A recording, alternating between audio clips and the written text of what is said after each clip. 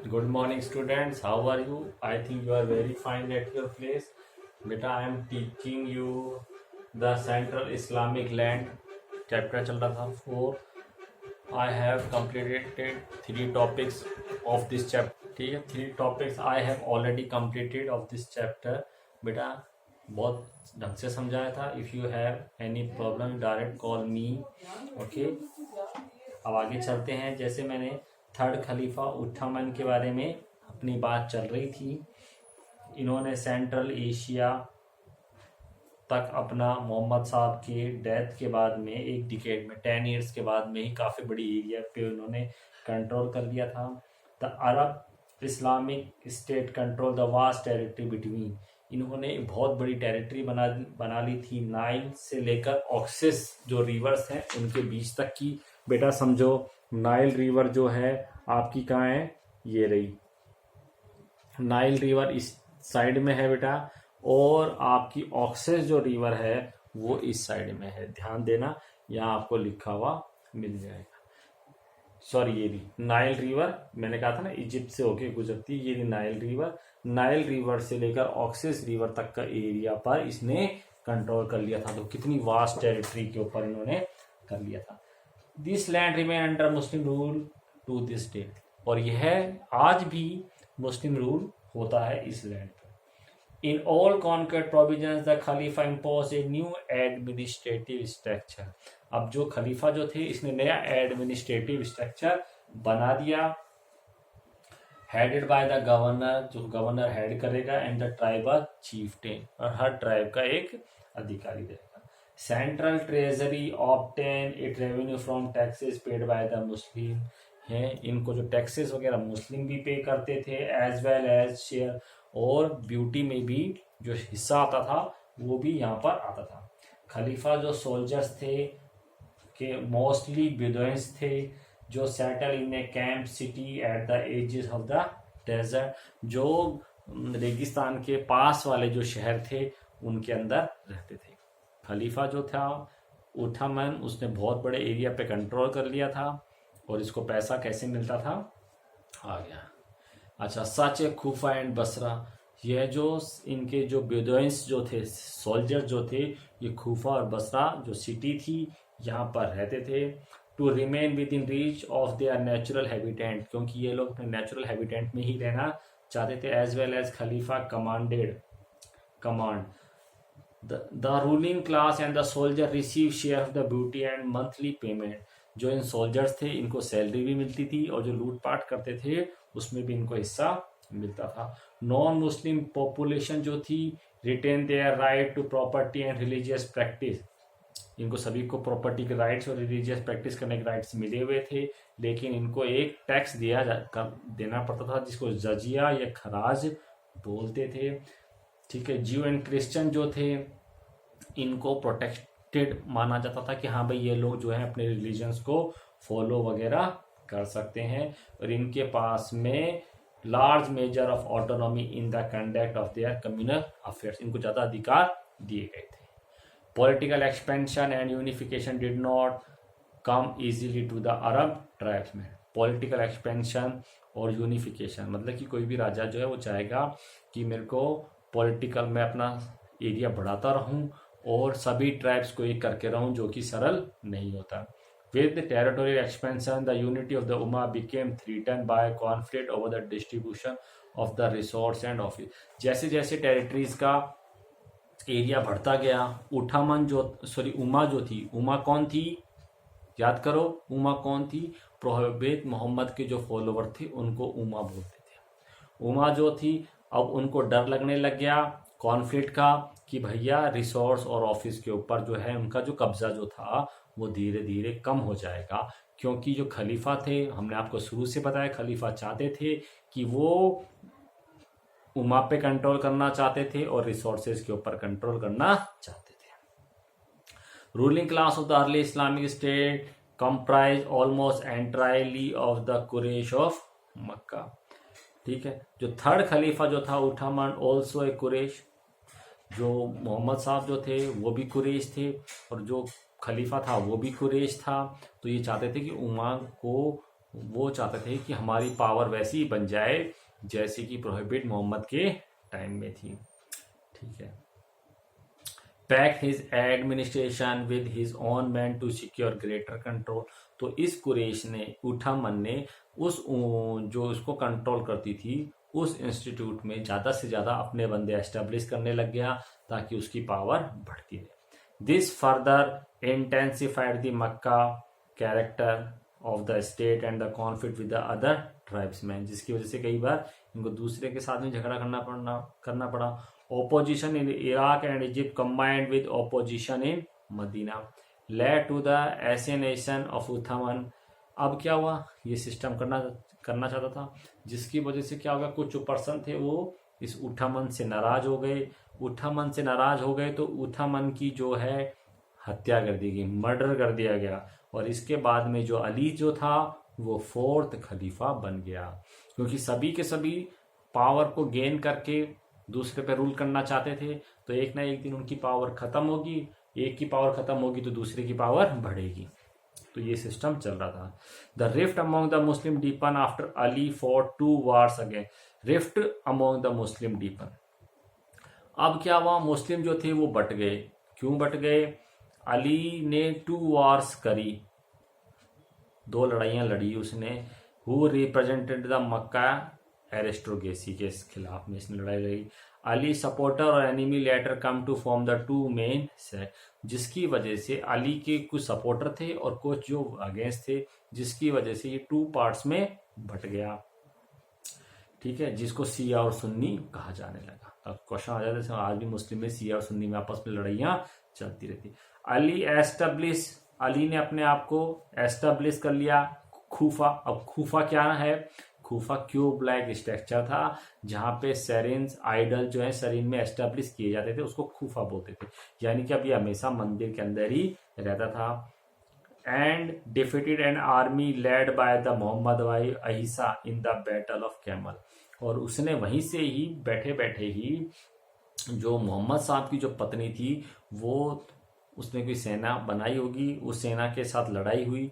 उस किसके साथ में? आयशा जो उसकी वाइफ थी उसकी सेना की, और ये जो अली जो था इसकी सेना की लड़ाई हुई। क्यों? जो मोहम्मद साहब की जो वाइफ थी उनके सोल्जर्स चाहते थे कि उनके फैमिली का कोई मेंबर खलीफा बने। मैं आपको शुरू से बता रहा हूँ, ये रिलीजन का नाम ले रहे हैं और प्रॉपर्टी पे अधिकार करना चाहते थे ये लोग। तो देख लिया, तो उसने उनकी मोहम्मद साहब की वाइफ को बैटल ऑफ कैमल में हरा दिया। लेकिन फिर भी इसने हरा तो दिया, लेकिन यह उस रिवोल्ट को खत्म नहीं कर पाया जो उसके खिलाफ उठ रहा था।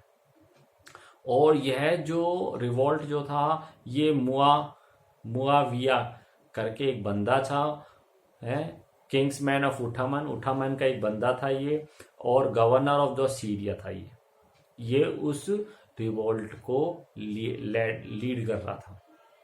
आगे कोई दिक्कत? फिर मनीमन दोहरा लेते हैं। क्या हुआ? पहले उठामन जो था, उठामन ने एक्सपेंशन किया, सभी लोग उस उमा के ऊपर कंट्रोल करना चाहते थे। ठीक है, फिर किसी कारणवश उसकी डेथ हो जाती है उठामन की। उठामन के बाद में अली राजा बन जाता है, खलीफा बन जाता है। तो वो मक्का की जो एरिस्टोक्रेसी थी, जो अच्छा परिवार जो था, प्रोहिबिट मोहम्मद साहब से रिलेटेड जो परिवार जो था, उसके ऊपर ये अटैक कर देते हैं, जिसकी वजह से मुस्लिम रिलीजन 2 पार्ट्स में डिवाइड हो जाता है। कुछ सपोर्टर होते हैं उसके और कुछ अगेंस्ट होते हैं। ठीक है, फिर वो जो अगेंस्ट होते हैं वो सारे के सारे मिलकर इनके साथ में झगड़ा करते हैं, कॉन्फ्लिक्ट करते हैं, जिसको लीड करता है मुआविया करके एक बंदा है, सीरिया का गवर्नर होता है वो। हालांकि अली उस रिवॉल्ट को खत्म कर देता है, हरा देता है, मतलब कि उस लड़ाई में तो जीत जाता है, उसकी वाइफ को हरा देता है। पहले लड़ाई प्रोहिबिट मोहम्मद साहब की वाइफ के नाम से हो रही होती है, और रिवॉल्ट जो था वो जो पहले उसने मुआविया ने एक सेना बनाई और अटैक कर दिया, किसका सहारा लेकर कि भाई हम मोहम्मद साहब की पत्नी जो इधर उधर बदर भटक रही, जनता को पागल बनाते थे ऐसे, अब हमको उनकी रक्षा के लिए अब एकजुट होना और हमें इस अली को हराना है। तो ऐसा कह के जनता को उन्होंने इकट्ठा कर लिया, लड़ाई लड़ी, लेकिन उनकी वो लड़ाई में वो हार गए, लेकिन रिवोल्ट जो था वो खत्म नहीं हुआ, वो अली के खिलाफ कंट्रोवर्सी करते रहे।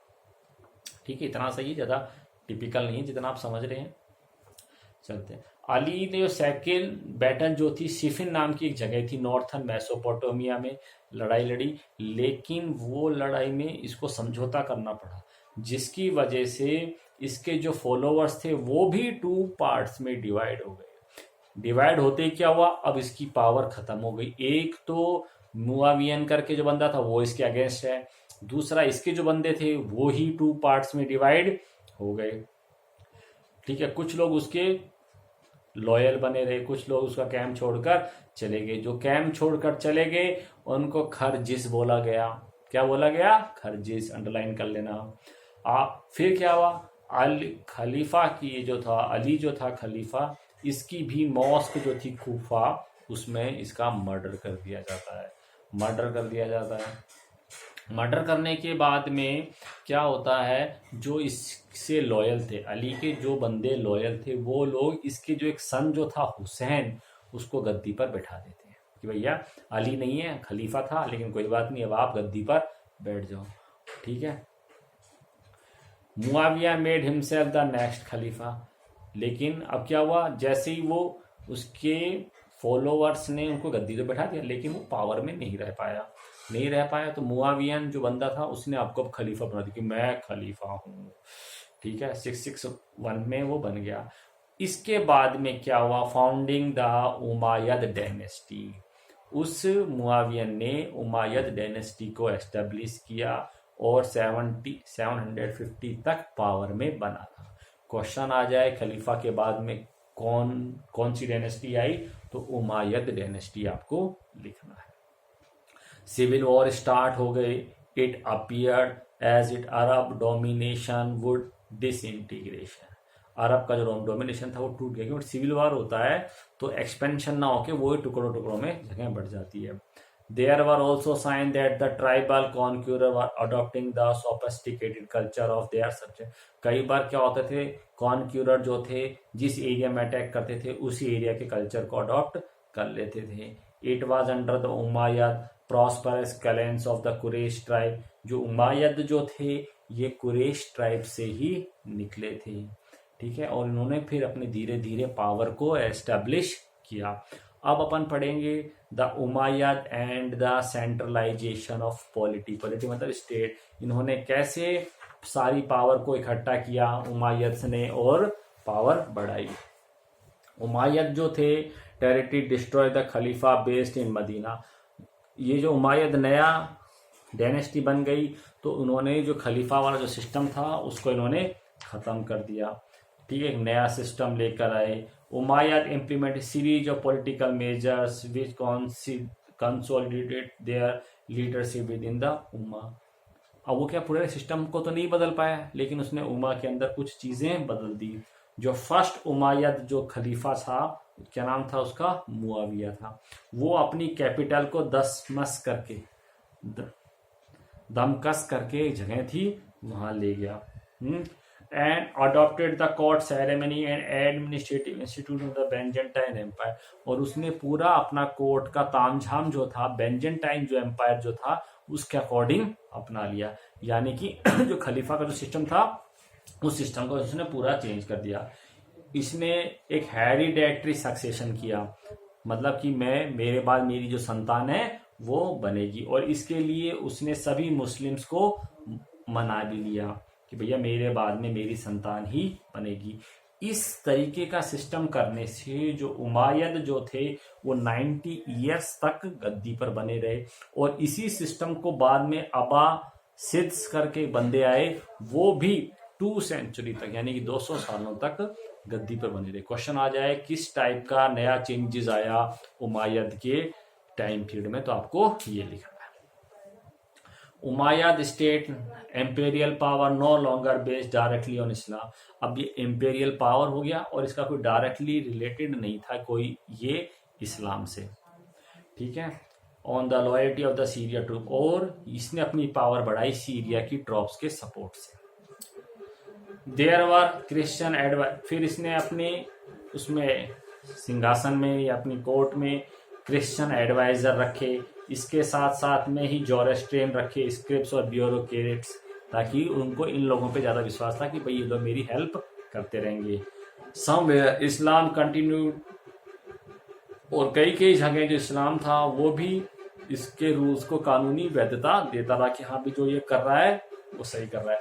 उमायद always appeal for unity and suppress rebel in the name of Islam, और वो अपनी यूनिटी को बढ़ाते रहे, और कोई भी रिवोल्ट वगैरह होता तो उसको ये कह के दबा देते थे कि भाई ये इस्लाम के खिलाफ था इसलिए, यानी कि इस्लाम का तो सिर्फ नाम लिया जा रहा था, ये लोग अपने सिर्फ खुद की ग्रीडीनेस से काम कर रहे थे।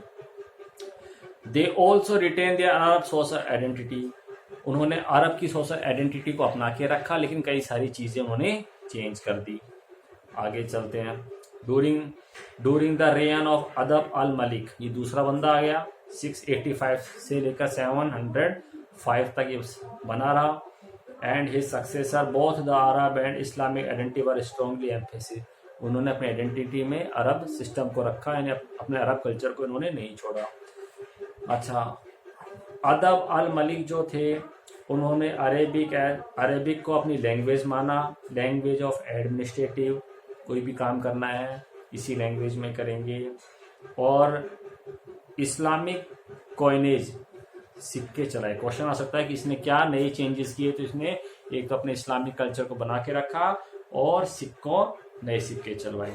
जो गोल्ड दिनार और सिल्वर दिरहम जो चल रहे थे खिलाफत के टाइम से, जो कि कॉपी थे बेंजेंटाइन एम्पायर की और ईरानियन एम्पायर की, जो सिक्के थे उनकी जो कॉपी थी, जिसमें सिंबल ऑफ क्रॉसेस थे और फायर अल्टर्स थे, युग की जो क्या कहते हैं हवन की संबंधित कोई चीजें होंगी, उनकी पिक्चर्स वगैरह थी। And Greek and Pahlavi inscription जो थे, इन सब चीजों को उसने रिप्लेस कर दिया सिक्कों पे। The symbols were remove on the coin now called Arabic inscription, इसके बाद में अरेबिक इंस्क्रिप्शन चालू कर दिया उसने, सारा सिस्टम हटा के। कहा गया अदब al Malik also made highly visible contribution to the development of Arab Islamic identity, और उसने अरब इस्लामिक आइडेंटिटी को बढ़ाने के लिए कुछ मॉन्यूमेंट्स वगैरह बनाए, कुछ बिल्डिंग्स वगैरह बनाई, जिससे लोगों को पता चल जाए कि हाँ भाई ये चीज चालू हो गई, यानी कि यहाँ से इस्लामिक लैंड चालू हो जाती है। इन्होंने डोम्स बनाए of the rock in Jerusalem, Islamic identity के लिए, by building the dome of the rock in Jerusalem, ये डॉक्स वगैरह बनाए, डोम्स वगैरह बनाए। अब आ गया अब्बासी रेवोल्यूशन, ये मैं थोड़ा सा आपको भी करवा देता हूं।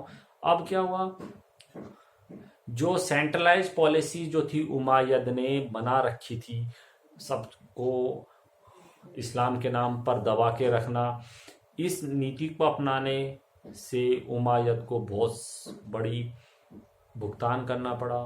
उसको इस पॉलिसी से वो दूसरों का जब दमन करना चाहता था, दबाना चाहता था, वो पीपल्स को दबा नहीं पाया।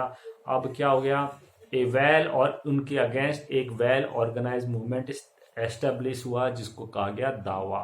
क्वेश्चन आ जाए what is the meaning of the दावा। दावा क्या था, एक रिवोल्ट था जो उमायद के अगेंस्ट स्टार्ट हुआ था। ये वेल एस्टेब्लिश या वेल ऑर्गेनाइज मूवमेंट था, ठीक है। इसने क्या कर दिया, another family of Mecca origin. अब जो उमायद के पास में जो पावर थी, वो पावर कहाँ चली गई, मक्का के ही ओरिजिन या मक्का में ही पैदा होने वाले किसी दूसरे पर्सन के पास में चली गई, जिनको अब्बासिड्स बोलते थे 1750 में, ठीक है। अच्छा, जो अबाइस जो थे portrait the Umayyad regime as evil and promise a restoration of the original Islam of the prophet. अच्छा, जो अब्बासिड जो थे, ये लोगों को ये कहने लग गए कि जो उमायद हैं ये गलत शासन करते हैं, मैं तुमको वादा करता हूँ जो मोहम्मद साहब जो थे, जो उन्होंने रूल्स रेगुलेशन एस्टेब्लिश किए थे, वो मैं सारे लागू करूँगा, और political structure and culture of Islam में इस सबका सब इस्लाम को बढ़ाने के लिए करूँगा, ठीक है बेटा। इसके अलावा और भी हैं, आगे करेंगे। अभी तो चैप्टर है, जितना मैंने पढ़ा दिया इसको 2-3 टाइम्स रेगुलर एक बार पढ़ लेना, या मेरे पढ़ाने के बाद में एक बार बुक से एक बार पढ़ लेना, कभी नहीं भूलोगे, मैं प्रॉमिस। ठीक है, ये थोड़ा सा वर्ड्स अजीब हैं, मज़ा आ रहा होगा, इंटरेस्ट, थोड़ा सा पढ़ोगे, शांति से बैठ के पढ़ना, बहुत मज़ा आएगा, समझ में भी आएगा।